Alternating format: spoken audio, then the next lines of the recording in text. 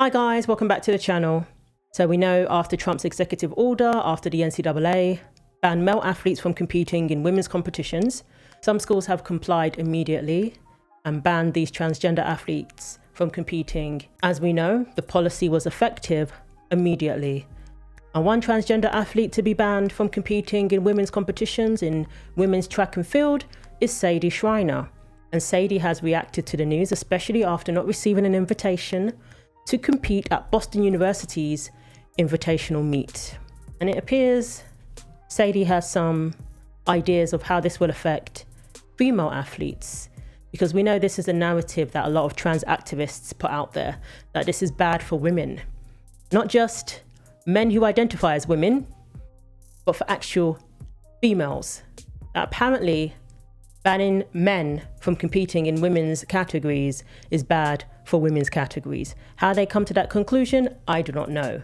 But these types of bans specifically against transgender women in women's category sports are not just going to impact transgender women. These bans impact all athletes in the women's category. Because in order to exclude transgender women, you need to know which women are transgender. And this demands policing the entire women's category. At what point is a woman too fast, too strong, too good at her sport to then be accused of being transgender, accused of not being woman enough? This hurts all women, and especially those already deemed not woman enough by some system of oppression. Black women, brown women, trans women, intersex women, the list goes on. But it's just another example of the mental gymnastics that these people undertake and try and put us through, the people who can think logically, who think with common sense, the people who know the difference between men and women.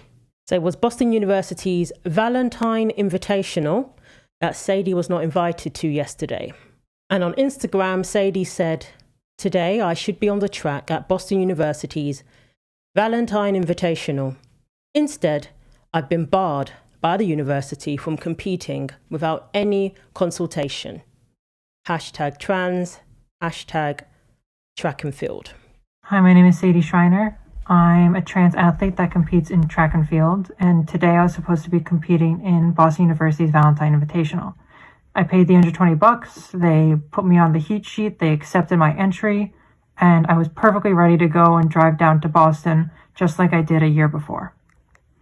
Less than 24 hours before I was supposed to step on the track to compete, Boston University sent me this email claiming that the executive order barred me from competing. Despite Massachusetts law, despite their own transgender policy, and despite me being an unattached athlete, they banned me without any investigation or discussion. Yeah, because they know that you're male and men are not allowed to compete in women's categories anymore. If they allow men to compete in women's categories, the school could lose its federal funding. If they don't want to lose their funding, they have to comply. It's as simple as that. Like I say all the time though, these people have options. They can try out for the men's team, or they can push for another category to be created. If these state governors and all these activists, if they really cared about participation outside of just competing according to your biological sex, then they would be pushing for another category to be created. Not infringing upon women's sports, not pushing for injustices against women and girls, if they really cared about inclusion and fairness. But we know they don't. They just care about allowing these people to get their own way. They just care about gender ideology because that's the cult that they have bowed to. But it had to take an executive order and the threat of losing their federal funding for them to finally comply. Which means that should any other woman be going to compete at Boston University for any reason, unattached or part of a school, they can simply say to you, "We think you were assigned male at birth, and so we're not going to allow you to compete." I want to make this video to document how universities were responding to the recent executive order and show that they're not looking at federal documents, they're not looking at my passport or my birth certificate, they're not even simply calling me before banning me. Yeah, which is exactly the reason why passports and birth certificates, what people are assigned at birth, doesn't go far enough. We can't rely on passports and birth certificates anymore. That's how far this insanity has gone. Iman Khalif apparently has a birth certificate that says female. That's why the IOC stood by their decision to allow this person to step into a boxing ring with women and punch them in the face. all because of a birth certificate. And they knew that Aman and Ling Juting failed their gender tests that were given by the IBA. They knew that they failed those gender tests, but they used the birth certificate as an excuse. So yeah, Sadie makes a good point. Birth certificates, passports, we have to go beyond that.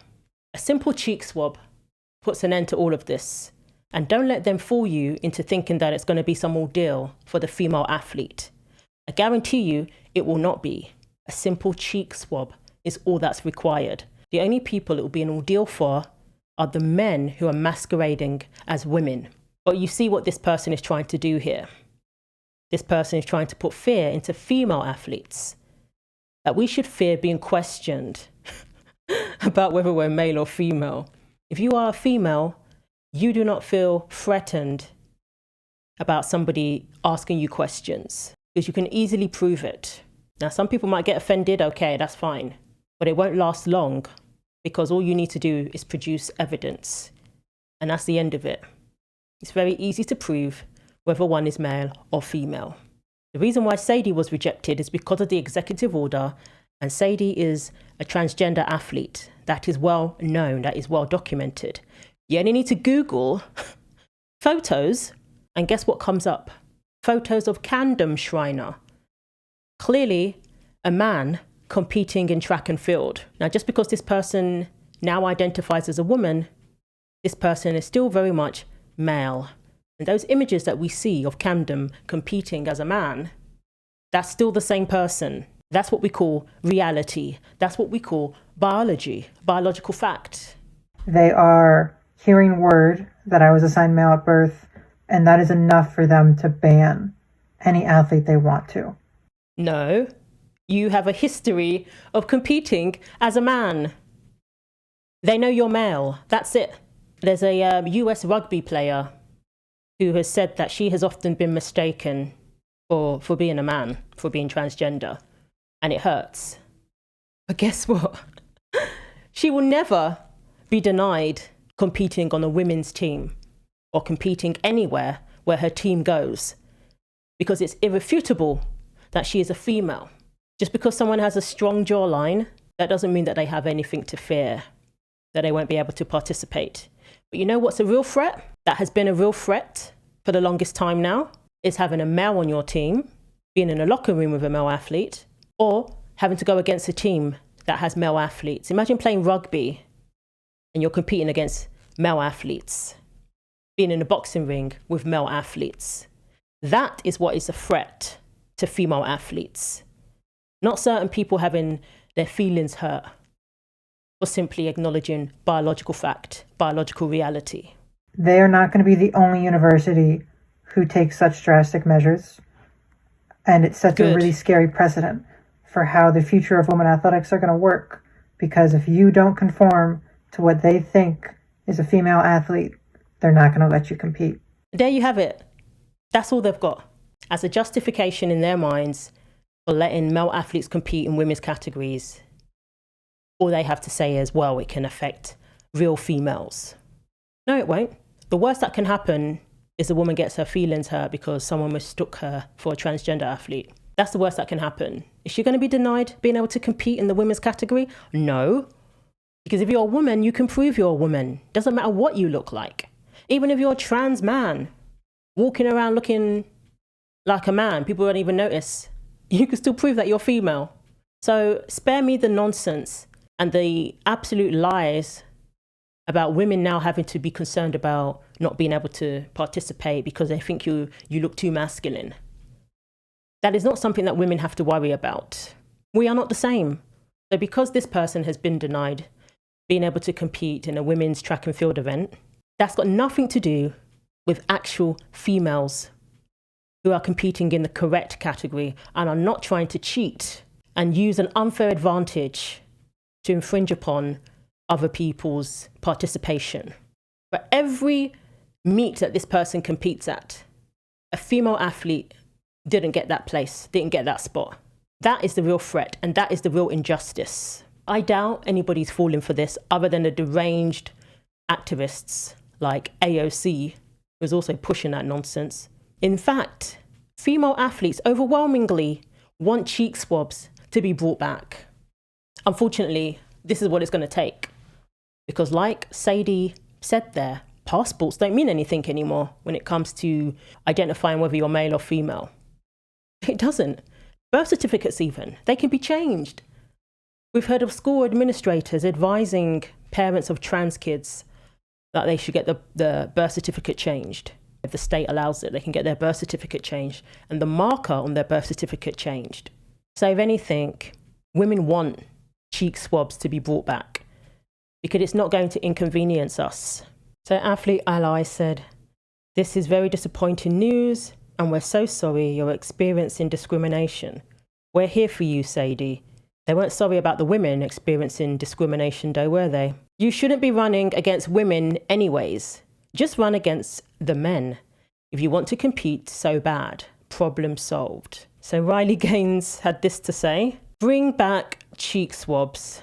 After bragging for more than a year about being a male athlete in the women's category, Sadie Schreiner is shocked that he was prohibited from racing at BU's Valentine Invitational.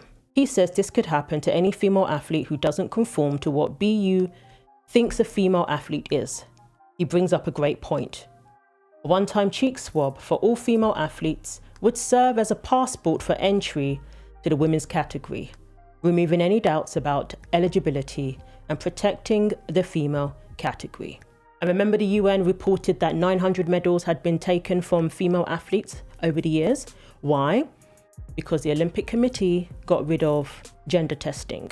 They got rid of it at the end of the 90s, and as a result, males have either snuck in or just simply been allowed to compete in women's competitions. So yeah, if you ask me, I don't think cheek swabs are a threat to female athletes. In fact, they are welcomed. So let me know what you think. Thanks for watching. Like, comment and subscribe. Take care of yourselves, and God willing, I will see you in the next video.